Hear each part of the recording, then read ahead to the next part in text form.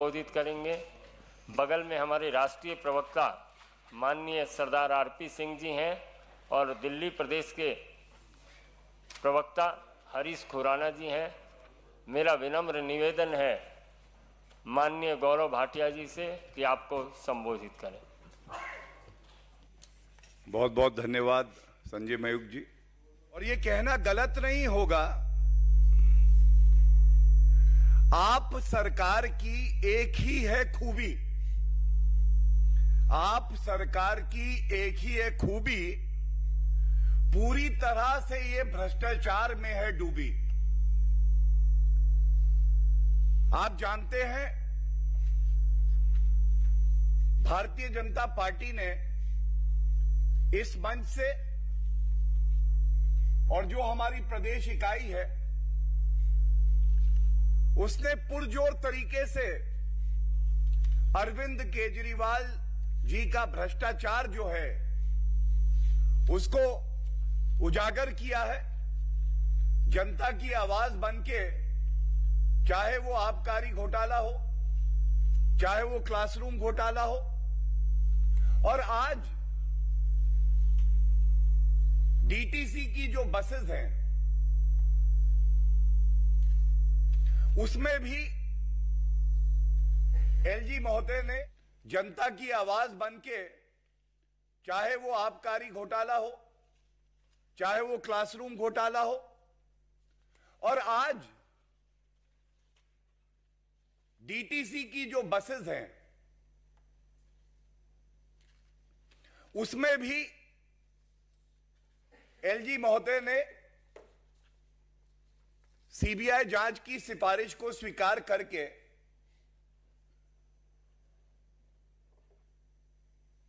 आगे बढ़ाया है। मैं सबसे पहले ये घोटाला है क्या, क्या अनियमितताएं पाई गई हैं और इन भ्रष्टाचारियों का मोडस ऑपरेंडी क्या रहता है, यह बताने का प्रयास करूंगा।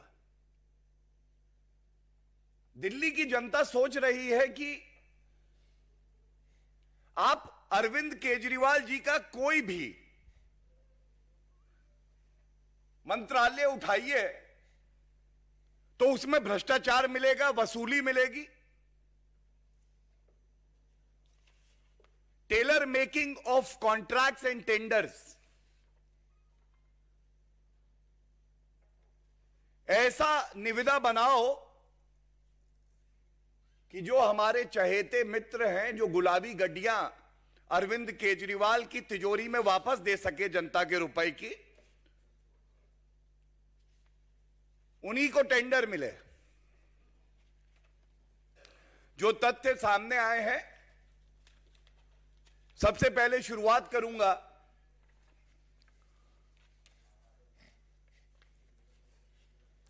अरविंद केजरीवाल जी जब चुनाव दिल्ली का लड़े तो इनकी 10 गारंटी थी। आज ये कहना गलत नहीं होगा, अरविंद केजरीवाल पर्याय बन गए हैं भ्रष्टाचार का, लूट खसोट का। और एक गारंटी है, अरविंद केजरीवाल है तो भ्रष्टाचार है। कहते थे कि दिल्ली में 11,000 से ज्यादा डीटीसी बस देंगे। दिल्ली की जनता उम्मीद लगा के इंतजार करती रही, बस तो नहीं आई, लेकिन जो मामला सामने आया है 1,000 लो फ्लोर बसेस का है और इसमें तमाम इर्रेगुलरिटीज हुई हैं। यह पहली बार देखा गया ट्रांसपोर्ट मिनिस्टर कैलाश गहलोत, इनको बोर्ड का चेयरमैन बना दिया, जो एक अधिकारी होता था। अब पूछा जाएगा ये क्यों हुआ? सुविधा के लिए होता है ये। अगर अरविंद केजरीवाल का मंत्री रहेगा तो कानून को ताक पे रखते हुए जैसा अरविंद केजरीवाल बताएंगे वैसी ही शर्तें रखी जाएंगी निविदा में। वही व्यक्ति का चयन होगा, उसके बाद वसूली होगी, रुपया घूम के अरविंद केजरीवाल की तिजोरी में आ जाएगा। तो पहली अनियमितता तो यह थी। और जनता को भटकाने के लिए ऐसा प्रतीत हो कि सब बड़ा ही पारदर्शी तरीके से हो रहा है, एक कंसल्टेंट जरूर बना देते हैं। इस मामले में भी एक संस्था है DIMTS, इसको कंसल्टेंट बनाया। विचित्र बात यह है कि इस कंसल्टेंट ने कंसल्टेशन जो किया वो ये किया कि कैसे वसूली का रुपया, ये काला धन, गुलाबी गड्डियां अरविंद केजरीवाल तक पहुंच जाएं और भ्रष्टाचार पूरा हो जाए। जो L1 था, बड़ी ही प्रतिष्ठित कंपनी थी, लेकिन L1 से इनकी सांठगांठ नहीं थी।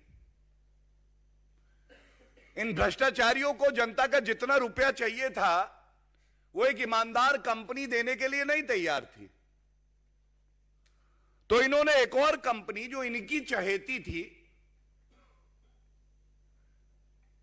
जिसको इनको चिन्हित करके सेलेक्ट करना था, JBM, उसको बातचीत के लिए बुलाया।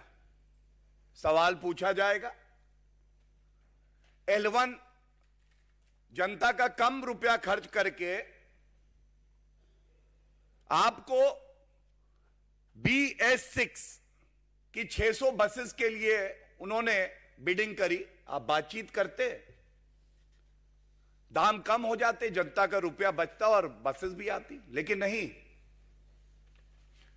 क्योंकि JBM चहेती कंपनी थी, उसको बुलाया बातचीत करने के लिए, जो BS6 600 बसेस के लिए L1 नहीं थी और 400 बसेस BS4 थी। यह पूछना चाहेंगे, क्या आपने कानून नहीं पढ़ा है अरविंद केजरीवाल जी, या आपकी नीयत में इतना खोट आ गया है कि कानून को दरकिनार करके केवल वसूली करने के लिए आप कुछ भी करने को तैयार हैं? There are multiple judgments of the Honorable Supreme Court that there has to be a level playing field. समानता होनी चाहिए हर बिडर के लिए। आपके पास एक L1 बिडर था, आप अगर JBM से बात कर सकते हैं तो ये जो प्रतिष्ठित कंपनी थी, इसको बुला के भी बातचीत कर सकते थे। और जब मैं कहता हूं प्रतिष्ठित, तो बड़ी जिम्मेदारी से कहता हूं, देश की सबसे प्रतिष्ठित कंपनी, उसको नहीं बुलाया गया। और ये जब सारा मामला सामने आया तो तमाम कंप्लेंट की गई। जो नागरिक हैं, जो ईमानदारी का झंडा लेके खड़े रहते हैं, जो चाहते हैं अरविंद केजरीवाल का भ्रष्टाचार पकड़ा जाए, उन्होंने भी कंप्लेंट दी। और इस बात को कहते हुए हमें गर्व है कि भारतीय जनता पार्टी ने भी, और मेरे साथ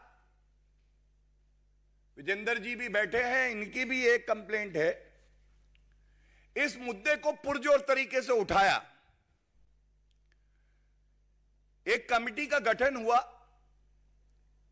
retired IAS officer OP Agarwal ji ने जो सारे बिंदु थे उसका गहरा अध्ययन किया, और गहरा अध्ययन करने के बाद एक रिपोर्ट दी गई। और इस रिपोर्ट में बिल्कुल स्पष्ट हो गया कि तमाम ऐसी अनियमितताएं जानबूझ के करी गई, कानून की अनदेखी करते हुए, क्योंकि मकसद केवल एक था। मकसद यह था कि जो हमारे मित्र हैं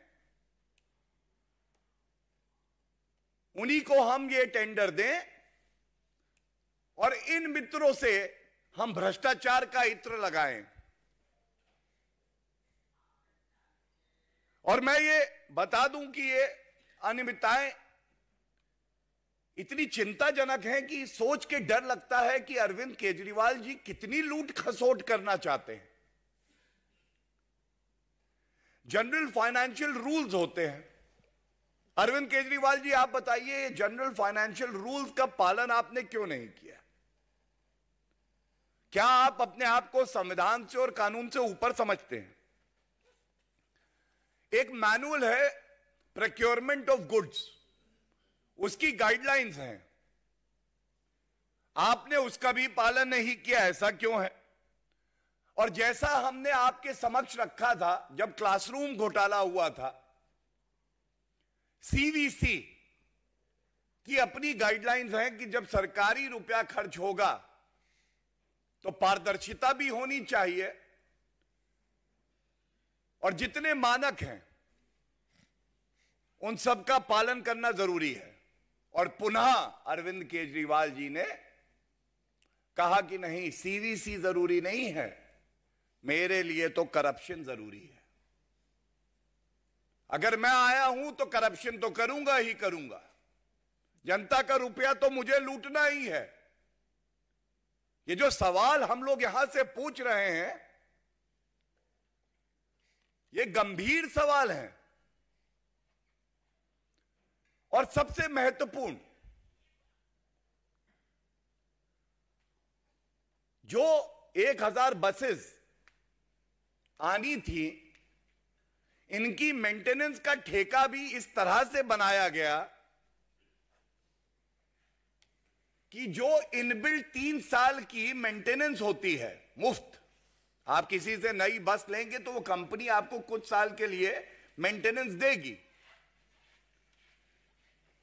उसको जोड़ दिया मेंटेनेंस कॉन्ट्रैक्ट में, जिससे कि भारी रकम हम दें इस कंपनी को, वापस हमारे पास घूम के आए, और जो इनबिल्ट मेंटेनेंस प्राइस में है उसको दोबारा फैक्टर इन कर दिया इन्होंने अपने मेंटेनेंस कॉन्ट्रैक्ट में। ये कुछ प्रमुख बिंदु मैंने आपके समक्ष रखे, और तथ्य हैं जो भी रखे जाएंगे, लेकिन अब मैं कुछ मुख्य बातें आपके समक्ष रखना चाहता हूं। जब सत्येंद्र जैन जेल की सलाखों के पीछे गए, उससे पहले उनको सर्टिफिकेट अरविंद केजरीवाल ने दिया था कि कट्टर ईमानदार हैं। ईमानदारी देखिए, 3.5 महीने से जेल में है। लेकिन एक बदलाव आया। आज मैंने प्रेस वार्ता सुनी आम आदमी पार्टी की, एक गंभीर आरोप आता है। जो अपने आप को कट्टर ईमानदार पार्टी कहती है, उसका प्रवक्ता आके ये नहीं कहता है कि घोटाला नहीं हुआ। आप इस बात पे ध्यान दीजिएगा। आज आम आदमी पार्टी ने यह नहीं कहा कि घोटाला नहीं हुआ, उन्होंने एक और मुद्दे को उठाया, और जो उनका मूल चरित्र है कि मुख्य मुद्दे से भटका दो, सही काम को लटका दो, वही काम आज कर रहे थे। अगर आप मुख्य मुद्दे से भटकाएंगे तो मैं ये जरूर कहूंगा कि आप अगर लटकाना जानते हैं ना, तो जनता झटका देना जानती है। दूसरी प्रमुख बात जो उठाना चाहेंगे, आज यह भी नहीं कहा गया कि हम कट्टर ईमानदार हैं, और मजबूरी है जब एक के बाद एक हवाला घोटाला, स्वास्थ्य मंत्री जेल में, उप मुख्यमंत्री मनीष सिसोदिया आबकारी घोटाला,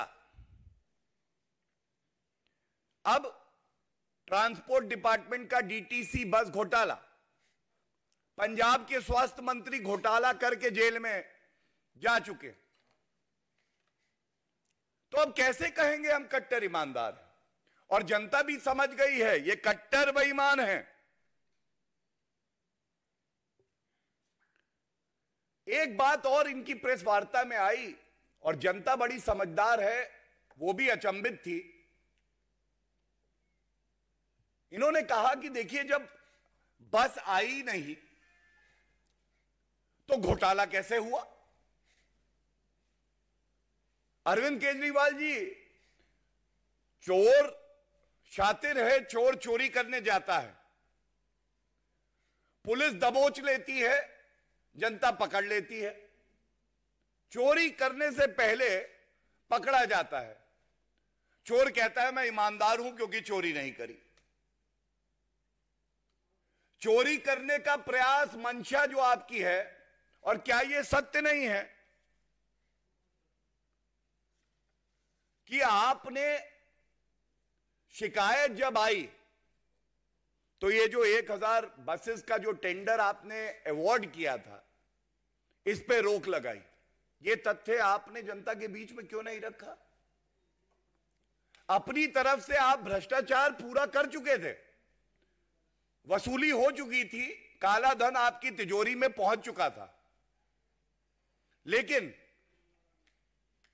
जब एक मजबूत विपक्ष दिल्ली में भारतीय जनता पार्टी है और अपनी जिम्मेदारी का निर्वहन करके शिकायत करी, जनता की आवाज बनी, आप पे दबाव बना, आपको लगा हां हमारी चोरी पकड़ी गई है, तब आपने कहा ये जो अवार्ड दिया है बसेस का, इस पे रोक लगा दी जाए। अरविंद केजरीवाल जी, आपसे पूछना चाहेंगे, क्या यह तथ्य सही नहीं है? और आज यह जरूर आपसे पूछा जाना चाहिए, आप इधर उधर की बात मत करिए। आप हमें जो प्रश्न हम यहां से उठा रहे हैं उनका उत्तर जरूर दीजिए। आप ये बताइए, ऐसा क्यों है कि आपकी मोडस ऑपरेंडी सबसे पहला दोस्तों को बुलाओ, अरविंद केजरीवाल उन दोस्त से कहें तुम मुझे गुलाबी गड्डियां दो, मैं तुम्हें टेंडर दूंगा। उसके बाद ये जो चहेते हैं ये बैठते हैं अरविंद केजरीवाल जी के साथ। ये मोडस ऑपरेंडी का दूसरा कदम है।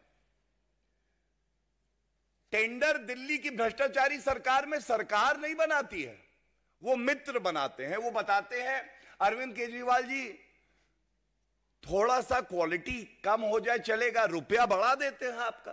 कहें ठीक है भाई। तो टेलर मेकिंग ऑफ टेंडर, काट छाट ऐसी करो कि कोई और ना क्वालिफाई करे, केवल मित्र ही आए। तीसरा, फिर केवल मित्रों को टेंडर जो है वो दे दिया जाता है, बाकी सब बाहर हो जाते हैं। जब टेंडर दिया जाता है तो वसूली भी पूरी हो जाती है, और जब वसूली पूरी हो जाती है तो दो उदाहरण दूंगा। आबकारी घोटाले में जब पकड़े गए तो वही नीति जो कह रहे थे अच्छी है उसको वापस ले लिया और यहां पे टेंडर दे के रोक लगा दी। ये क्या दर्शाता है कि जब चोर पकड़ा जाए तो कहे कि नहीं भाई गलती हो गई, माफ कर दीजिए। लेकिन चोरी तो की ना अरविंद केजरीवाल जी आपने। इसीलिए आज दिल्ली की जनता यह कह रही है, ऐसे मुख्यमंत्री को जिसके हर मंत्रालय में भ्रष्टाचार है, मुख्यमंत्री की कुर्सी पर बने रहने का कोई हक नहीं है। और हम ये उम्मीद करते हैं ये जो मुख्य बिंदु उठाए हैं इस पे अरविंद केजरीवाल जी जरूर उत्तर देंगे। धन्यवाद। मेरा आग्रह है माननीय आदेश गुप्ता जी से कि आपको संबोधित करें। माननीय आदेश जी। धन्यवाद संजय जी। सभी पत्रकार मित्रों को मेरा नमस्कार। अभी हमारे राष्ट्रीय प्रवक्ता गौरव जी ने बहुत सारे बिंदु इस बड़े भ्रष्टाचार के बारे में उठाए हैं। अरविंद केजरीवाल की सरकार स्वराज से शराब और फिर शराब से भ्रष्टाचार के सफर में इतनी डूब गई है कि वो जो भी काम करते हैं, जो भी खरीद फरोख्त होती है वो बिना भ्रष्टाचार के होती ही नहीं है। और जैसे कल जिस जांच के आदेश हुए डीटीसी बस खरीद के घोटाले में, वो इस कड़ी की एक नई फेहरिस्त बनी है। दिल्ली में 1000 बसों की खरीद का टेंडर होता है और वो टेंडर में बहुत सारी अनियमितताएं होती हैं। बसों की खरीद में अपनी चहेती कंपनी को फेवर करने के लिए टेंडर के नियमों का, प्रिक्योरमेंट के नियमों का, सीवीसी की गाइडलाइंस को धज्जियां उड़ाकर अपनी चहेती कंपनी को टेंडर दिया जाता है, ठेके दिए जाते हैं। उसमें जो हजारों करोड़ों रुपए का भ्रष्टाचार किया है, उससे ये बिल्कुल साफ लग रहा है कि अरविंद केजरीवाल सीवीसी नहीं मानते हैं। उनका एक ही काम करने का तरीका, उनके लिए सीवीसी गाइडलाइन नहीं है, उनके लिए है DCC, direct cash collection. Arvind Kejriwal हर टेंडर में, हर पॉलिसी में जो दिल्ली सरकार बनाती है, उसमें उनका एक ही उद्देश्य है, DCC, direct cash collection of आम आदमी पार्टी। और इसीलिए दिल्ली में जब से आई है आप, कर रही है रोज भ्रष्टाचार का पाप। दिल्ली में जब से आई है आप, कर रही है रोज भ्रष्टाचार का पाप। और इसीलिए कहते हैं कि आप नहीं पाप है, भ्रष्टाचार की बाप है, दिल्ली और देश की जनता के लिए अभिशाप है। और इसीलिए अरविंद केजरीवाल और इनकी पार्टी के नेता, जब से इनके खुलने लगे हैं काले कारनामे, तब से आप नेता लगे हैं बहुत घबराने। और घबराकर वो इधर उधर के मुद्दे उठा रहे हैं, इधर उधर की बातें कर रहे हैं। और इसीलिए दिल्ली की जनता ने ठाना है, आपको दिल्ली की जनता ने ठाना है, आपका तोड़ना है झूठ और भ्रष्टाचार का ताना बाना है। आपका जो आम आदमी पार्टी के झूठ और भ्रष्टाचार